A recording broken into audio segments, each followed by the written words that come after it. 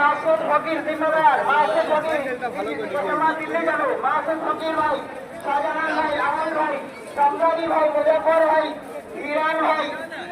আদিলাই ভাই, মকর ভাই, তারা কি জমায়েত হয় ভাই, মেহেদি ভাই, রবিউল ভাই, মইদুল ভাই, জাহির ভাই, মোজাম ফকির, ইরাজ আমিন মল্লিক, তালতলা মহিদুল ইসলাম শেখ, তালতলা শিবকালী মোল্লা, রোহিত হোসেন মোল্লা, আইয়ো ভাই।